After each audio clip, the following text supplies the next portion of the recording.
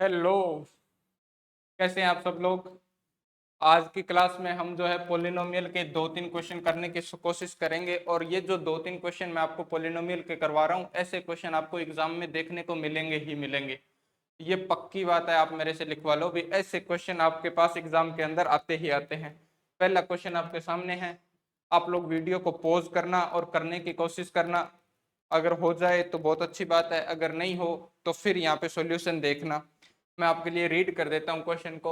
If the product of the zeros of the polynomial, polynomial के जो zeros का product है, ये पोलिनोमियल आपको दे रखा है, इज 4, वो 4 है। Find the value of a, आपको ए की जो वैल्यू है वो क्या करनी है, फाइंड करनी है यहाँ पे। ठीक है क्या? आप लोग वीडियो को पॉज कर लो और करने की कोशिश करो। ठीक है, आपने क्वेश्चन किया होगा, आपसे क्वेश्चन हुआ होगा, मैं ऐसी उम्मीद करता हूं। और अब देखो इसका सॉल्यूशन देखते हैं। आपको क्या दे रखा है, if the product of the zeros of the polynomial, polynomial के जीरोस का आपको प्रोडक्ट दे रखा है। आपको पता है ये बात, है ना। बेसिक सा थोड़ा सा हम बेसिक देख लेते हैं इसका। जैसे आपको ये बात पता है भी, आपके पास एक पोलिनोमियल क्या होता है, ए एक्स स्क्वायर प्लस में बी एक्स प्लस में सी, है ना। ये क्या है, आपके पास एक पोलिनोमियल है, इसके दो जीरोज होंगे। क्वाड्रिक पोलिनोमियल है इसलिए क्या होंगे, दो जीरोज होंगे। तो दो जीरोज होंगे तो दो जीरोज को हम क्या मानते हैं, लेट करते हैं। जैसे अल्फा और बीटा आपने दो जीरोज लेट कर लिए। तो दो चीज आप इसमें फाइंड करते हो, एक तो करते हो आप क्या लिखते हो, सम ऑफ जीरोज। क्या लिखते हो, सम ऑफ जीरोस। और एक आप करते हो फाइंड क्या, प्रोडक्ट ऑफ जीरोस, है ना। प्रोडक्ट ऑफ जीरोस, तो सम ऑफ जीरोस आपके पास क्या होगा, अल्फा प्लस बीटा, है ना। और प्रोडक्ट ऑफ जीरोस को आप लिखते हो अल्फा बीटा। ठीक है, यहाँ पे जो अल्फा प्लस बीटा होता है ना, वो क्या होता है आपके पास, क्या होता है, माइनस बी अपॉन ए। क्या लिखते हो इसमें से, माइनस बी अपॉन ए। या फिर आप इसको ऐसा भी बोल सकते हो, माइनस में तो आएगा एक्स, एक्स का कोफिशिएंट, और अपॉन में आएगा एक्स स्क्वायर का कोफिशिएंट, है ना। तो माइनस बी अपॉन ए, और जो प्रोडक्ट आपके पास होता है वो होता है सी अपॉन ए। आप ऐसा बोल सकते हैं, कॉन्स्टेंट टर्म अपॉन में कोफिशिएंट ऑफ एक्स, है ना, x square, coefficient of x square. तो ये हमारे पास होता है प्रोडक्ट ऑफ जीरोस, और ये हमारे पास क्या होता है, सम ऑफ जीरोस। अब देखो इस क्वेश्चन में आपको क्या दे रखा है, प्रोडक्ट ऑफ जीरोस दे रखा है। सबसे पहले तो पोलिनोमियल आपको गिवन है एक, तो पोलिनोमियल गिवन है आपको ए एक्स स्क्वायर माइनस 6x और माइनस में 6। ये क्या है आपके पास, एक पोलिनोमियल है। और इसका प्रोडक्ट दे रखा है, तो प्रोडक्ट निकालोगे तो क्या करोगे, दो जीरोस इसके लेट कर सकते हो आप। पूरी थ्योरी आप लिख सकते हो ना। जैसे आप करना, let alpha and beta are two zeros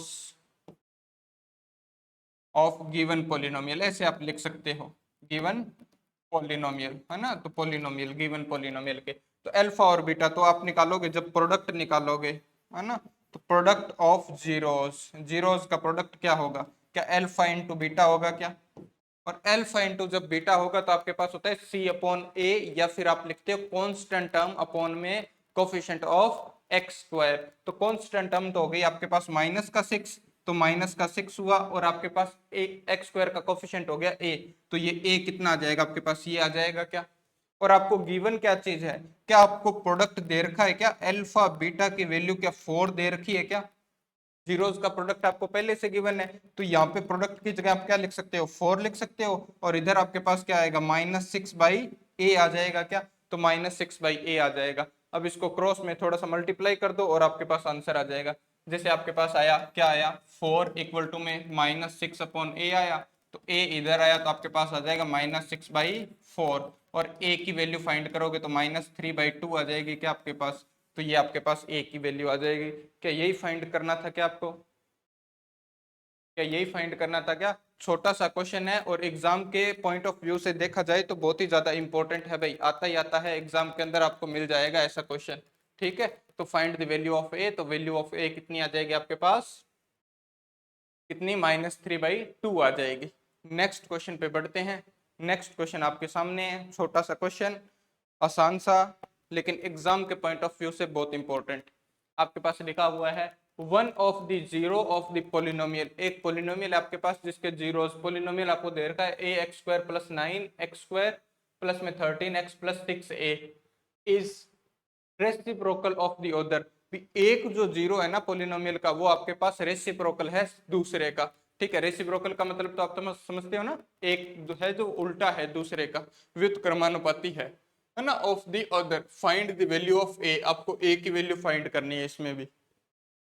तो ए की वैल्यू क्या होगी, क्या होगी ए की वैल्यू आपके पास, क्या करोगे आप, है ना, पोलिनोमियल क्या दे रखा है आपको, पहले आप कोशिश कर लेना भाई, वीडियो को पॉज करके आप कोशिश करना, अगर हो जाए तो अच्छी बात है, और ना हो तो हमें फिर साथ में यहाँ पे मिलके क्वेश्चन को सॉल्व करना है। देखो यहाँ पे आपके पास लिखा है ए स्क्वायर 9 + 9 और x² प्लस में आपके पास लिखा है 13x और प्लस में लिखा है 6a। ठीक है, एक जो पोलिनोमियल का जीरो है वो दूसरे का रेसिप्रोकल है, इसका मतलब क्या हुआ, क्या ये मतलब हुआ क्या इसका, अगर मैं लिखूं, मैंने कहा भी एक पोलिनोमियल के जो जीरोस हैं वो दो है, एक आपके पास अल्फा है और एक बीटा है, तो अल्फा का अगर वन दूसरे का रेसिप्रोकल है तो क्या ऐसा लिखा जा सकता था क्या, या तो आप ऐसा लिखो या फिर आप ऐसा भी कह सकते थे बीटा जो है वो क्या है, उसका रेसिप्रोकल है कौन, अल्फा, तो ऐसा भी आपके पास लिखा जा सकता था, दोनों एक ही बात है।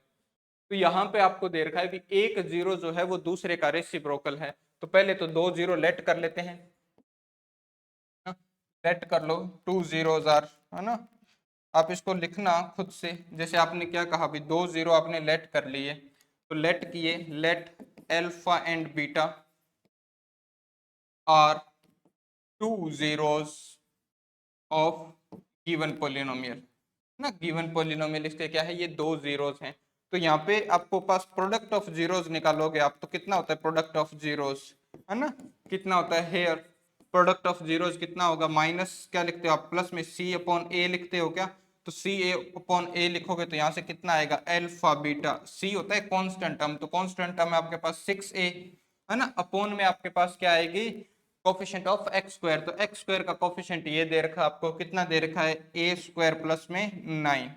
ठीक है, फिर कहता है एक जो जीरोस है, एक जो जीरो है ना, आपको ये चीज गिवन है भी, एक जो जीरो है वो रेसिप्रोकल है सेकंड का, तो इस बीटा को अल्फा से मल्टीप्लाई करो, क्या अल्फा बीटा 1 हो जाएगा क्या आपके पास, क्या मैं ऐसा बोल सकता हूँ क्या भी product of zeros equal to में क्या आएगा आपके पास 1 आएगा, तो प्रोडक्ट ऑफ जीरोस यहाँ पे आपने निकाला तो वो इतना आ रहा है, तो इस अल्फा बीटा की जगह आप 1 पुट कर सकते हो क्या, तो अल्फा बीटा की जगह आप 1 पुट कर देना, तो अल्फा बीटा की जगह 1 पुट करोगे तो क्या 6a अपॉन a² प्लस 9 आपके पास आ जाएगा क्या, अब इसको सोल्व करेंगे तो क्वाड्रेटिक इक्वेशन बनेगी और आपके पास a की वैल्यू आ जाएगी, देखो सोल्व करते हैं, आपके पास आया 1 इक्वल टू में 6a अपॉन में a² प्लस 9, इसको इधर मल्टीप्लाई करो 1 से, तो a² प्लस 9 इक्वल टू में क्या आ जाएगा 6a, तो यहाँ पे क्या आएगा a² 6a को इधर ले आए तो 6a प्लस में क्या हो गया 9 और इक्वल टू में 0।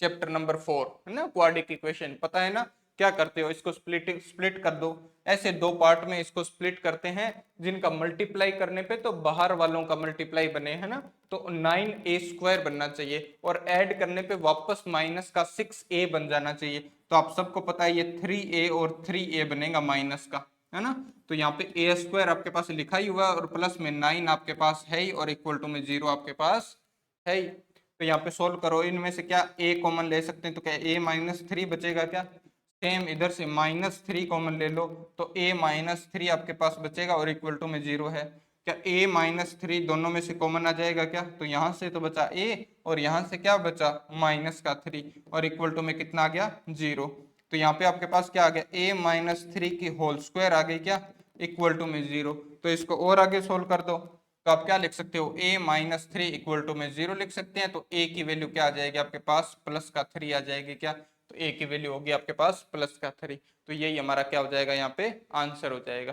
क्या समझ में आई है क्या आपको बात, पूरा क्वेश्चन एक बार आप फिर से देख लो, पूरा क्वेश्चन आप फिर से देख लो और इसको सही से सोल्व करना, ऐसे क्वेश्चन आपको देखने को मिलेंगे, है ना, ये क्वेश्चन जो है वो आर डी शर्मा से लिए गए हैं, तो आपने आर डी शर्मा अगर सोल्व कर रखी है तो बहुत अच्छी बात है, अगर नहीं कर रखी है तो आप क्वेश्चन करना, क्योंकि उसमें बहुत अच्छे क्वेश्चन हैं और आपके स्टैंडर्ड का एग्जाम अगर आप देते हो, बेसिक का देते हो तो भी ये इंपॉर्टेंट है, लेकिन स्टैंडर्ड के एग्जाम के लिए तो बहुत ज्यादा इंपॉर्टेंट है भी, है ना, स्टैंडर्ड के हिसाब से ये क्वेश्चन बहुत ही छोटे से लेवल के क्वेश्चन है, तो आपको काम आएंगे, बेसिक वाले बच्चे भी अगर इनको करते हैं तो बहुत अच्छी बात है ना, ये अपने दो क्वेश्चन थे आज की क्लास में, छोटी सी हमारी क्लास थी, है ना, ऐसे ही हम छोटे छोटे जो हमारे पास टाइम मिलेगा तब भी आपके लिए 2 क्वेश्चन 4 क्वेश्चन की वीडियो तो बनाएंगे, इसके साथ में हम पूरा चैप्टर की भी कोशिश कर रहे हैं, अभी पूरा चैप्टर की वीडियो भी आपके लिए बनाई जाए, टाइम के ऊपर डिपेंड करता है, जैसे जैसे टाइम मिलता है वैसे वैसे आपके लिए वीडियो बनाई जा रही है।